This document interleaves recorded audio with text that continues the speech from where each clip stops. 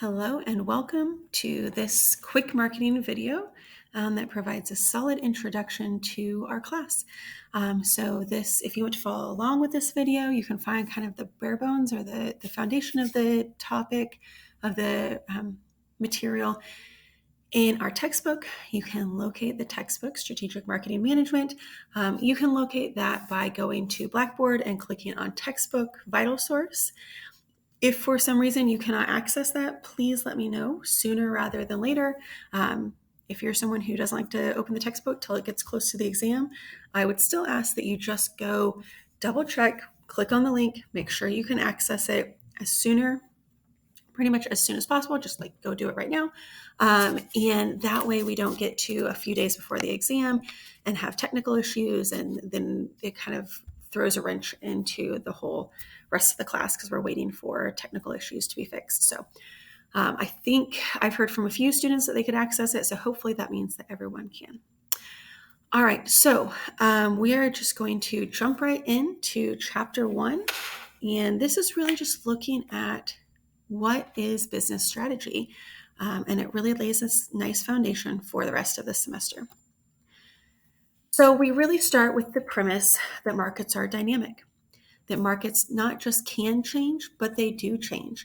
And what we're seeing is that this element of being dynamic is so relevant now because things in the environment are changing so quickly, from technology to innovation, just innovation in general, to globalization and having access to different markets. Markets are dynamic. Okay? And so we really have to start with this premise and this foundation for the whole course, because we need to have strategies that allow for understanding that markets are dynamic and that things will change. And I think COVID was just a perfect example of this. We had something external in the environment that caused significant material changes to businesses. It caused businesses of every size and every industry to have to pivot and change their strategy, or maybe they had a strategy that allowed for these different uncertainties, but many businesses it didn't. Now what you'll see is a lot of businesses have contingencies for global things that can pause business or cause things to move virtually, or reduce contact with people, or whatever it is. But this was a huge change that was seen in the marketplace. And I think we see a lot of things that will be long-lasting changes from that. But ultimately, the idea here is that we need to have, as an organization, a strategy that reflects this idea that markets are dynamic. So let's just really first dive in by looking at what is business strategy. Okay. So we are looking at business strategy by really looking at customer value as a foundation for business strategy. We have to have a solid foundation on customer value and understanding what our perceived customer value is in order to have an effective strategy. Our strategy has 4 main components. We have to see customer value kind of over at the top. And then we have product market investment, which is really the idea of where to compete, our value proposition, assets and competencies, functional strategies. Those 3 are really how we're going to compete. So let's start with customer value. Okay, customer value is the perceived customer benefits subtracting out the customer costs. Okay, both of these are based on perception.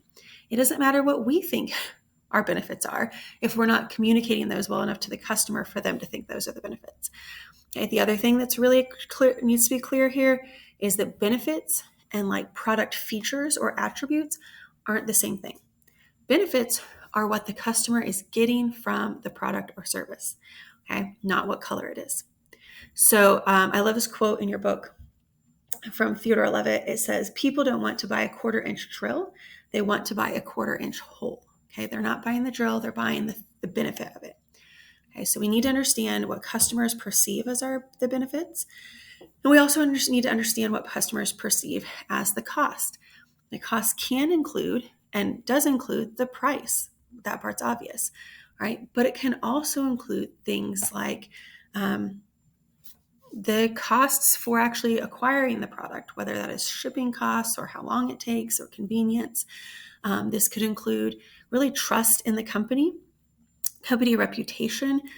If there may be there, if like in a situation where you might say, we're going to offer a lifetime warranty on this, right?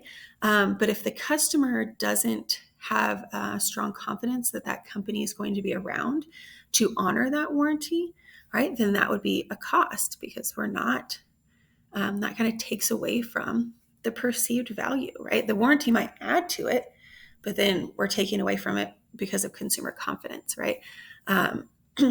I've seen this a lot on Amazon, companies that are, maybe they'll be around for a long time, but they're just, as far as I can tell, they're just an Amazon seller, and they're offering a lifetime warranty. But it's also kind of hard to see if I needed to, follow up on this warranty and have a claim.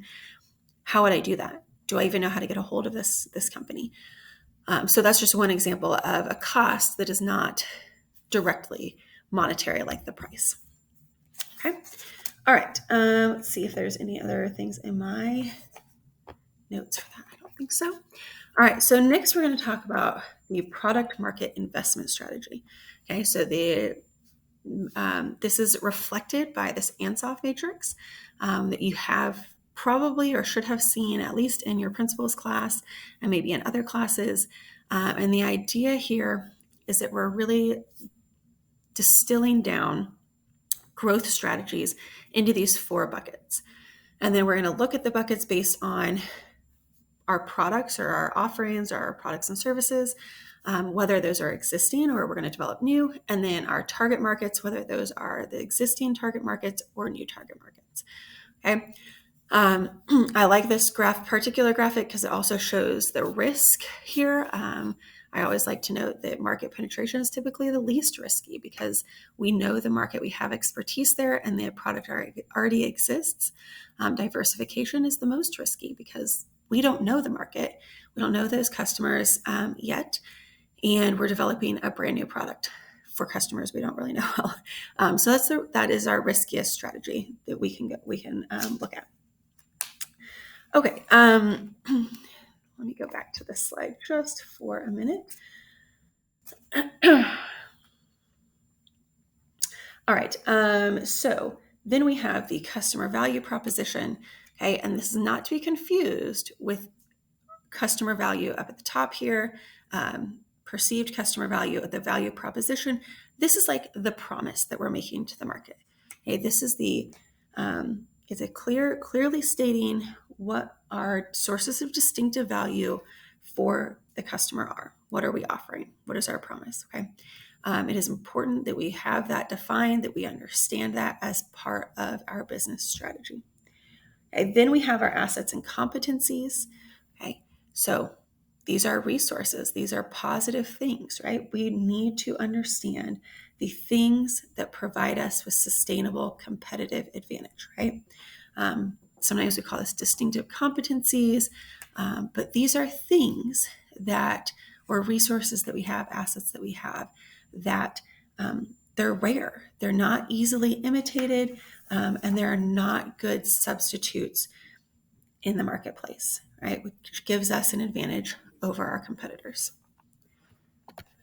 Ultimately, these are things we are going to leverage in order to conduct activities for the firm for our strategy.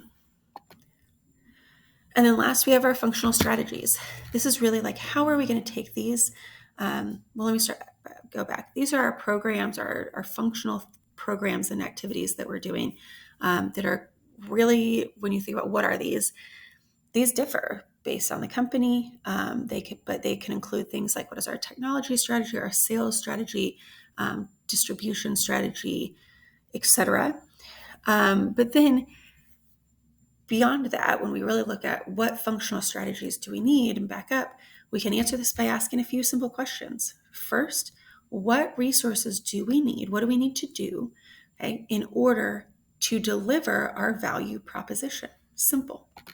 What has to happen for us to deliver on that promise? Do we already have the assets and competencies that are needed in order to put into place these functional strategies in order to then deliver on that promise? Okay. Do we need to strengthen those? Do we need to make some better that already exist? Do we need to create them? Do we need to support them? Do we need to buy them? Okay. And from those questions, we can understand which functional strategies we need to put in place, which activities and programs we need to be conducting. All right, so let's scoot over. This is just a graphical depiction. You can also find this book of just of our business strategy, the where to compete and the how to compete. All right, once we have kind of looked at what business strategy is, how do we figure out which strategy we want to pursue? We're going to look at these 5 questions rather briefly for time's sake. So first, is the ROI attractive? Is the return on investment attractive? Do we think this strategy has a good chance of being profitable? Number 2, do we have a sustainable competitive advantage that is already in place that will help us put this strategy in place and be successful? Our strategies should take advantage of the things we're doing good at, our assets, our competencies, our advantages.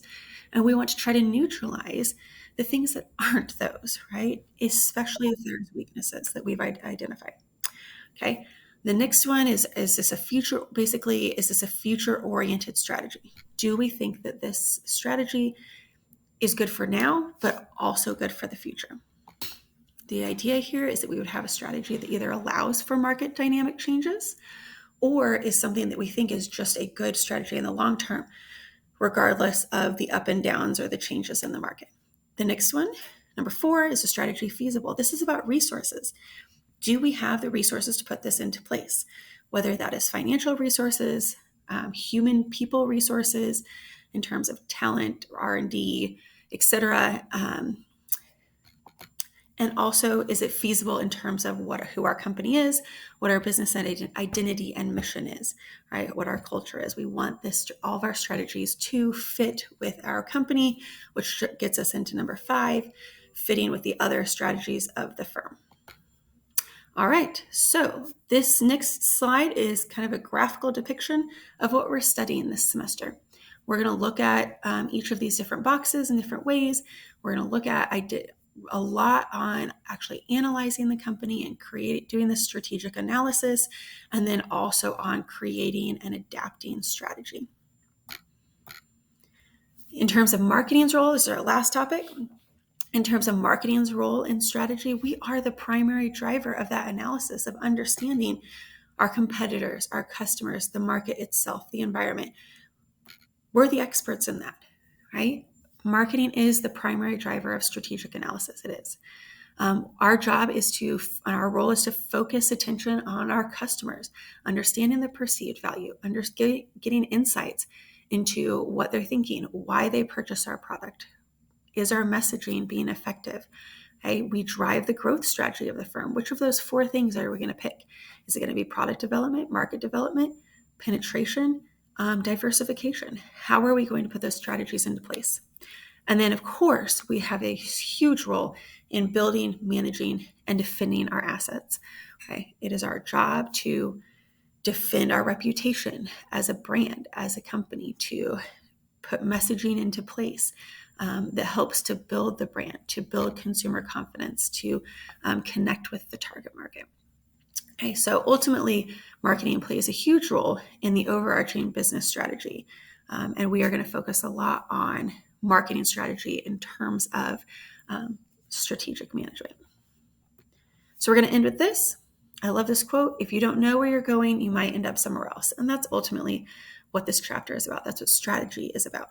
Having a plan in place so that we end up where at least close to where we think we're going, that we are creating a roadmap, a plan, a path, a journey, whatever you want to call it, for our organization to follow, that frames our decisions, helps us make decisions in the face of dynamic markets.